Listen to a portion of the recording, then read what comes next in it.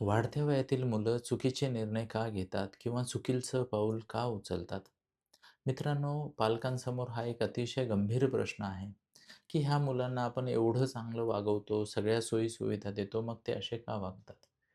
जसं आत्ता छत्रपती संभाजीनगर येथील घटना घडली आणि खूप साऱ्या पालकांना असं खूप वाईट वाटलं. एवढा हुशार, होतकरू मुलगा, त्याचा जीव गेला, परिवाराचा जीव गेला.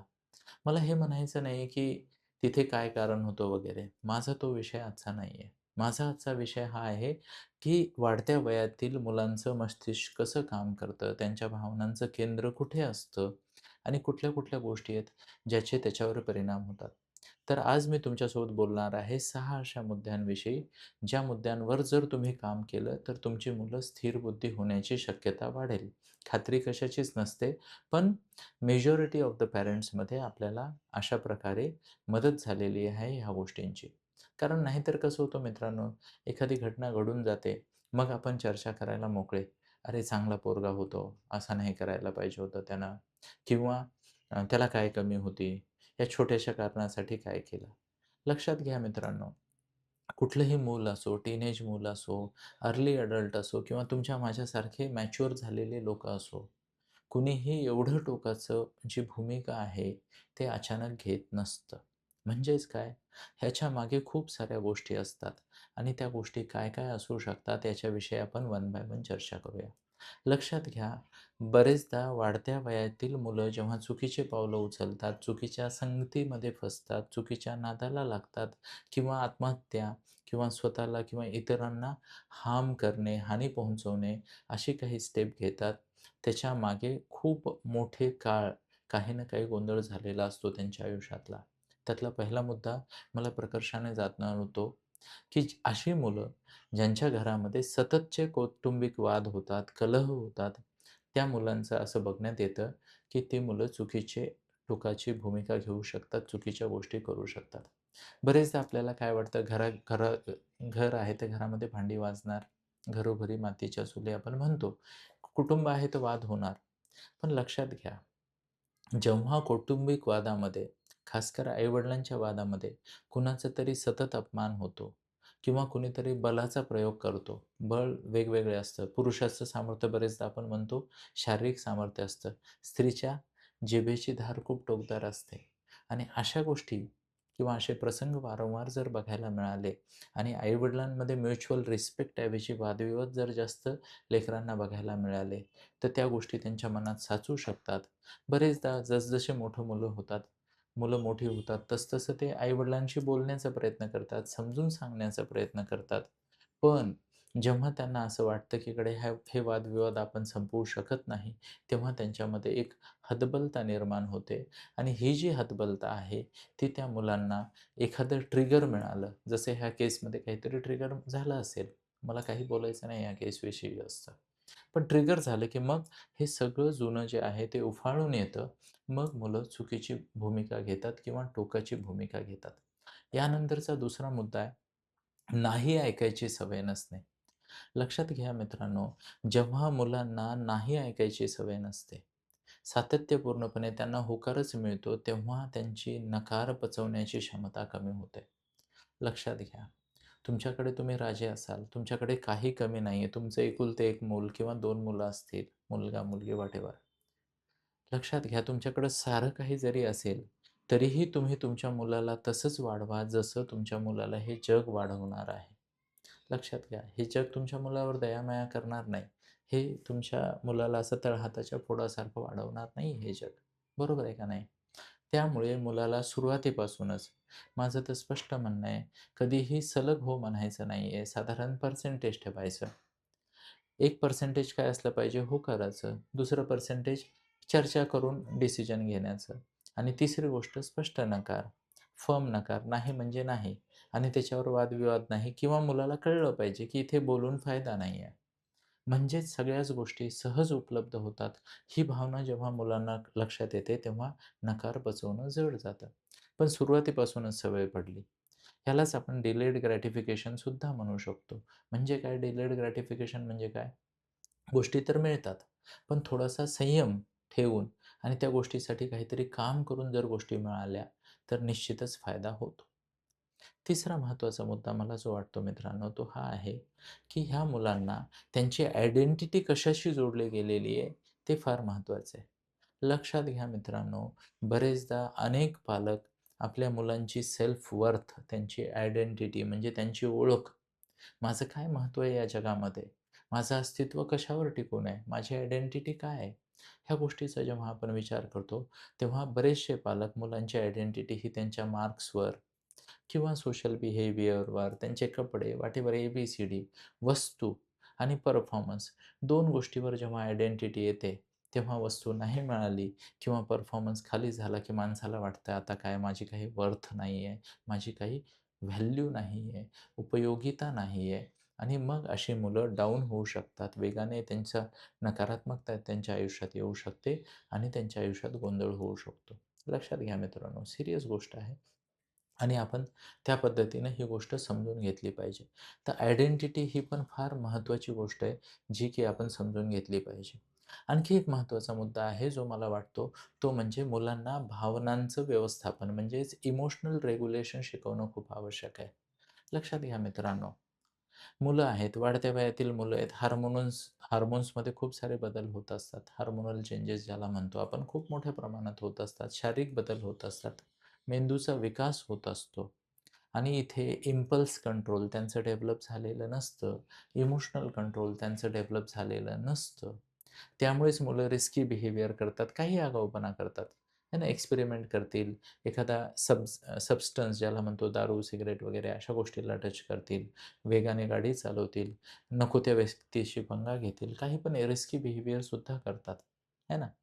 हे वय असं असतं जिथं इमोशनल रेग्युलेशन कमी असतं. पण चांगली आनंदाची गोष्ट ही आहे, आपण डेमॉन्स्ट्रेट करून, आपण आपल्या मुलांसमोर रोल मॉडेलिंग करून त्यांना इमोशनला कसं रेग्युलेट करायचं शिकवू शकतो. खासकर लक्षात घ्या, फ्रस्ट्रेशन, नाराजी, राग, है ना? ह्या भावना खूप महत्त्वाच्या आहेत. उदासी. तर अँगर मॅनेजमेंट म्हणा, फ्रस्ट्रेशन मॅनेजमेंट म्हणा, नकार पचवणे म्हणा, अशा वेगवेगळ्या ज्या इमोशन्स आहेत, त्या मॅनेज करणं आपण मुलांना शिकवलं पाहिजे. हा एक खूप महत्त्वाचा मुद्दा आहे मित्रांनो. यासोबतच एक फार महत्त्वाचा मुद्दा आहे आणि तो म्हणजे फ्रस्ट्रेशन टॉलरन्स. फ्रस्ट्रेशन टॉलरन्स म्हणजे काय? तुम्ही किती असुविधा स्वीकार करू शकता किंवा हाताळू शकता, त्याला म्हणायचं फ्रस्ट्रेशन टॉलरन्स. लक्षात घ्या मित्रांनो, तुम्ही आठवा तुमचं लहानपण, आहे ना? म्हणजे माझ्या बालपणी तर काय चप्पल मिळायचे नाही. आपण त्या पिना लावून चप्पल वापरलेली माणसं आहोत. मी तर आहे बरं, खरं सांगतो. म्हणजे कपडे मिळायचे नाही, आहे ना? ड्रेस वर्षाला दिवाळीची वाट पाहायचो आपण, बर्थडेची वाट पाहायचो. बर्थडेला माहीत नाही, मला तर आठवत नाही मिळाला. मला एखाद्या वेळेस मिळाला असेल अपवादात्मक परिस्थितीमध्ये. ओके. म्हणजे मी माझ्या गावापासनं जिल्ह्याच्या ठिकाणी जेव्हा जायचो, तर फक्त 27 किलोमीटरसाठी आम्हाला अर्धा दिवस लागायचा. आधी जा, बस स्टँडला जा, बसची वाट पहा, बस वेळेवर येणार नाही, आली तर ती वेळेत पोहोचणार नाही, खड्डे, हाणामारी, बसायला जागा नाही, कुणीतरी काहीतरी घाण करणार आणि त्या परिस्थितीत आपण तिथं जाऊन ते काम करून परत गावी यायचे. म्हणजे कल्पना करा. आपल्याला आपण सहजासहजी वैतागत नव्हतो. असुविधा सांभाळून घेण्याची किंवा असुविधा स्वीकार करण्याची माणसामध्ये क्षमता असली पाहिजे. ह्या नव्या पिढीला सुविधा इतक्या सहज मिळतात, की असुविधा झाली की त्यांना सहन होत नाही आणि ते टोकाचं पाऊल उचलतात. प्लीज नोट करा. असुविधा फार महत्त्वाची गोष्ट आहे. त्याची सवय लागली पाहिजे. लक्षात घ्या. महत्त्वाची गोष्ट आहे असं मी का म्हणालो? कारण सगळीकडे सुविधा आपल्याला मिळणार नाही आहेत. सगळ्या गोष्टी आपल्या मनासारख्या होणार नाही आहेत. मग असुविधा झाली तर काय? उदाहरणादाखल लाईट गेली, एसी चालत नाही म्हणून मायबापाशी भांडणारे आणि देशाला शिव्या देणारी मुलं मी बघितलेली आहेत मित्रांनो. बरोबर आहे. खूप साऱ्या गोष्टी, छोट्या-मोठ्या गोष्टी, लिफ्ट चालत नाही, असुविधा होते. आता म्हाताऱ्यांचं जे असतात सीनियर सिटिझन तो विषय वेगळा. पण असुविधा आहे ना, ज्याला म्हणतो ना, असुविधा हीच सुविधा मानून घ्यावी, गोड मानून घ्या असं म्हणायचे ना जुन्या काळचे लोक. ही पण गोष्ट खूप महत्त्वाची आहे, ज्याच्यावर आपण काम केलं पाहिजे. तर ह्या 3-4 गोष्टीविषयी मी बोललो. ह्यासोबतच अजून काही गोष्टी आहेत ज्या आपण बघितल्या पाहिजे आणि ती म्हणजे बालक आणि पालक त्या मुलाचा आई संवाद कसा आहे? जेव्हा मुलाचा आई खूप उत्तम संवाद असतो, लक्षात घ्या मित्रांनो, तेव्हा ते मूल व्यक्त होतं. मग भावना साचून राहत नाहीत आणि भावनांचा स्फोट होत नाही, ज्वालामुखी होत नाही. पण जेव्हा आई-वडील उपलब्ध नसतात, बराच वेळ बिझी असतात, ड्युटी करतात, काही असेल किंवा भावनिक उपलब्धता नसते, म्हणजे आहेत उपलब्ध पण एवढे थकलेत की बोलायला स्कोप नाही किंवा स्वभावामुळे काही चिडचिडे असतात, काही रागीट असतात, है ना? स्वभावामुळे काही जणांना कमी बोलायची सवय असते, त्यामुळे मुलांशी संवाद होत नाही. अशा गोष्टीमुळे सुद्धा नुकसान होऊ शकतं. मुलं एकटी पडू शकतात आणि एकटी पडलेली मुलं त्यांना कळत नाही भावना कशा व्यक्त व्हायच्या, गोष्टी साचत जातात आणि त्यामुळे गोंधळ होऊ शकतो. वाईट संगत हा पण एक विषय. आजूबाजूचं वातावरण काय आहे? लक्षात घ्या मित्रांनो, सध्या आपल्या व्हॅल्यूजवर असा प्रचंड मोठ्या प्रमाणात अटॅक होतोय. एवढा अटॅक तर अमेरिकेने इराणवर केला नाही, जेवढा आपल्या संस्कृतीवर, आपल्या सिस्टमवर अटॅक होतोय. नव्या पिढीचे तुम्ही बघा 90% पेक्षा जास्त लोकं म्हणतात, की भारतीयांना सिव्हिक सेन्स नाही आहे. आम्हाला इथे राहायचं नाही आहे. इथली लोकं काय आहेत, यांना काहीच कळत नाही वगैरे, वगैरे, वगैरे. मान्य आहे मित्रांनो, मी समर्थन करत नाही चुकीच्या गोष्टीचं. आपल्याकडे नाही आहे सिव्हिक सेन्स. नाही आहे तर नाही आहे. पण ही पण गोष्ट आपण लक्षात घ्यायला पाहिजे. जसं मी करियर गाईडन्स करतो, टॅलेंट मॅपिंग करतो. तुम्हाला माहिती आहे का? स्टॅनफोर्ड युनिव्हर्सिटीमध्ये 110 वर्ष आधी स्टॅनफोर्ड बिनेट आय-क्यू टेस्ट नावाची आय-क्यू टेस्ट वापरली जायची आणि मुलं निवडले जायचे.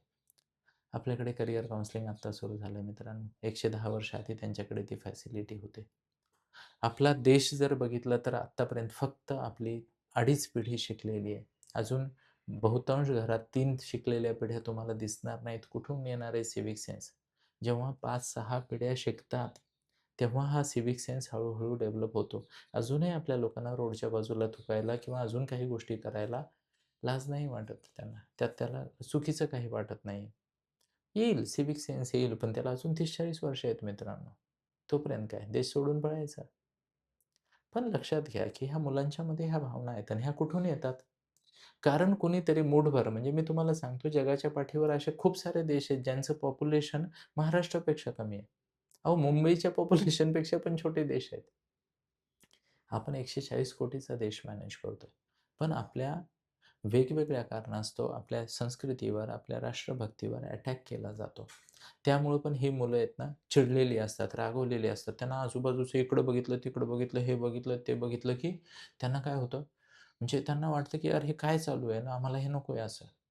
आणि दुर्दैवाने ज्याला म्हणतो ना, हे देशाचं दुर्दैव आहे म्हणूयात, की आपण आपल्या लेकरांना थोडंसं व्यवस्थित ठेवलंय. त्यांना लहानपणापासून ज्याला म्हणतो ना, चांगलं फिरायला मिळतंय, चांगलं राहायला मिळतंय, चांगले कपडे घालायला मिळतात, शिक्षण मिळते, काही असुविधा नाही आहेत. त्यामुळे ह्या गप्पा मारू शकतात ते. बरोबर आहे. पण आहे तर आहे. हाही एक खूप महत्त्वाचा मुद्दा आहे. आपल्याला लक्षात आलं पाहिजे, आपणच आपल्या संस्कृतीचं रक्षण केलं पाहिजे मित्रांनो. जेव्हा आपण आपल्या संस्कृतीचं रक्षण करतो, ही संस्कृती मग आपल्या पुढच्या अनेक पिढ्यांचं रक्षण करणार आहे. पण दुर्दैवानं बऱ्याच लोकांना आजकाल आपल्या संस्कृतीचं रक्षण करायला वेळ मिळत नाहीये. आपल्या ज्या काही चालीरीती आहेत, रीतीभाती आहेत, त्या पाळण्यासाठी वेळ मिळत नाही. मी समजू शकतो, जीवन महाग झालंय. स्वस्त नाहीये जीवन. जीवन महाग झालंय, है ना? म्हणजे आजकाल तुम्हाला माहिती आहे का 30% मुलं तर लग्नासाठी क्वालिफाय होत नाहीत, कारण कमाई त्यांची त्या लेव्हलपर्यंत जात नाही. एकटंच राहायचं का हो त्याने? जीवन महाग झालंय. बरोबर आहे. मुलींची हालत काही फार चांगली नाही. पण हे सगळं चालत असताना कुठेतरी एक समाज म्हणून आपण एकत्र येऊन ती बॉन्डिंग दाखवली पाहिजे का नाही? हा पण मुद्दा खूप महत्त्वाचा आहे मित्रांनो. आपण आपली संस्कृती जपली पाहिजे. मी अभिमानानं सांगतो मी टीकाधारी आहे. मी अभिमानानं जय श्रीकृष्ण म्हणतो. यात काही चुकीचं तर नाही आहे ना मित्रांनो. मला असा कुठलाही देश दाखवा, प्रगत देश दाखवा जो धर्म मानत नाही. अमेरिकेची गोष्ट करूया. अमेरिकेचा कुठलाही राष्ट्राध्यक्ष चर्चमध्ये जाऊन शपथ घेताना आणि फॅमिलीसह प्रार्थना करतानाचा फोटो तुम्हाला Googleवर मिळेल. तेही मानतात. फक्त आपल्याला लेक्चर देताना स्टोरीज सांगतात. आपल्या सगळ्या गोष्टींना अंधश्रद्धा म्हणणारे हे लोक. बरोबर आहे. म्हणजे आपण दगडाची पूजा केली, आपण डोंगराची पूजा केली, आपण नदीची पूजा केली, तर आपण अंधश्रद्धाळू. आणि तेच नेचरला प्रॉब्लेम आहे, है ना? निसर्गाचा ऱ्हास होतोय म्हणलं की नेचर कन्झर्वेशन म्हणजे ते सायंटिफिक. सगळ्यात सायंटिफिक संस्कृती आपली आहे. आपल्याला आपल्या पुढच्या पिढीपर्यंत ती पोहोचवता येत नाही मित्रांनो. ही पण एक महत्त्वाची अडचण आहे. एक शेवटचा मुद्दा सांगतो. जीवनाप्रती असलेल्या चुकीच्या अपेक्षा. त्यामुळे सुद्धा गोंधळ होतो मित्रांनो मुलांच्या आयुष्यामध्ये. समजून घेणे आवश्यक आहे. लक्षात घ्या. आपण आपल्या मुलांना आभासी जगात, काल्पनिक जगात जगून किंवा मोठं करून चालणार नाही. मी कित्येक पालक असे बघतोय मित्रांनो, जे आपल्या मुलाला बेसिक स्वतःची प्लेट उचलून ठेवण्याचं किंवा स्वतःचे बूट आणि सॉक्स नीट ठेवण्याचे सुद्धा कंपल्शन करत नाहीत. शिकवत नाही म्हणत नाही. सांगणं आणि ते करायला लावणं, या दोन्हीमध्ये फरक आहे आणि मला आशा आहे की तुम्हाला हा फरक कळेल. बरोबर. आपल्या मुलांना ह्या गोष्टीचं, ज्याला म्हणतो ना प्रॅक्टिकल लाईफ आहे आणि तुम्हाला तुमचा रोल नीट निभावलाच पाहिजे. ही कम्युनिकेशन जोपर्यंत आपण आपल्या मुलांना देत नाही, ती मुलं ज्याला म्हणतो ना जगाच्या चुकीच्या अपेक्षा करतील. मग जसं सिद्धार्थ ह्या जगामध्ये असं म्हणतात ना राजमहालातनं बाहेर आला आणि त्याने बघितलं की जगात खूप दुःख आहे आणि मग त्याने राजमहाल सोडून संन्यास घेतला आणि पुढे चालून तो पुढची गोष्ट तुम्हाला माहिती आहे भगवान बुद्धाची. बरोबर. पण मुद्दा काय आहे मित्रांनो, असं कसं झालं, की वयवर्ष म्हणजे कुमारवयात येईपर्यंत त्यांना दुःखच बघायला मिळालं नाही. चला इथे मानूया काहीतरी दैवी संकेत होता आणि म्हणून त्यांच्याकडनं मोठं कार्य घडण्यासाठी त्यांच्या आयुष्यात असं घडलं. पण तुमच्या आणि आमच्या मुलाच्या आयुष्यात असं घडता कामा नये. त्याला सुरुवातीपासूनच आयुष्यात असणाऱ्या सुखाची, दुःखाची आणि रिॲलिटीची म्हणजेच वास्तविकतेची जाणीव करून देणे आपलं काम आहे. लक्षात घ्या. त्याला कळालं पाहिजे, की आई किती राब-राब राबते. आजकाल एका आईचा दिवस कमीत कमी 16 ते 18 तासाचा आहे. त्यांना लक्षात आलं पाहिजे, की तुमच्याशी कमी बोलणारा आणि चिडचिड करणारा हा बाप बाहेर काय-काय करत असून काय-काय झेलत असतो. कसं एक-एक दंडी कमवून आणतो तो. आईसुद्धा. आणि आई जर कमवत असेल, तर तिला तर माझा कोपरापासून प्रणाम आहे मित्रांनो. घर सांभाळणं आणि त्यासोबतच जॉब सांभाळणं आणि हा समाज सांभाळणं, आपल्या चालीरीती सांभाळणं सोपं नाही आणि सलाम आहे त्या प्रत्येक आईला, जी की घर सांभाळते किंवा सगळ्या जबाबदाऱ्या सांभाळते. दोन्हीही महान आहेत. महाशक्ती उगाचच म्हणत नाहीत, आदिशक्ती उगाचच म्हणत नाहीत स्त्रीला. पण ह्याची जाणीव लेकरांना झाली पाहिजे का नाही? कमीपणा वाटू देऊ नका. जेव्हा एखादं मूल म्हणतं, की ही ₹10 ची पेन आहे ₹12 ला घेतली तर काय होतं? त्याला लेक्चर दिलं पाहिजे ₹2 साठी. प्रश्न ₹2 चा नसतो. प्रश्न आपण त्याला दिलेल्या शिकवणुकीचा असतो. आपण त्याला जीवनाची प्रॅक्टिकॅलिटी सुरुवातीपासूनच शिकवली पाहिजे. लक्षात घ्या मित्रांनो, आयुष्याची समज आणि आयुष्यातली शिस्त ही वयवर्ष 2 ते 5 पासूनच सुरू होते. वेगवेगळ्या गोष्टी वेगवेगळ्या टप्प्यावर सुरू होतात. पण तेव्हापासून सुरू होते. मुलं वयात आली, 8वी-10वी ला आली, 12वी ला आली. आता शिस्त, आता कॉन्सन्ट्रेशन, आता फोकस होत नाहीये. लक्षात घ्या. आणि अशा खूप साऱ्या गोष्टीचं कॉम्बिनेशन जेव्हा मुलांच्या आयुष्यात घडत असतं, तेव्हा मग मुलं टोकाची भूमिका उचलतात.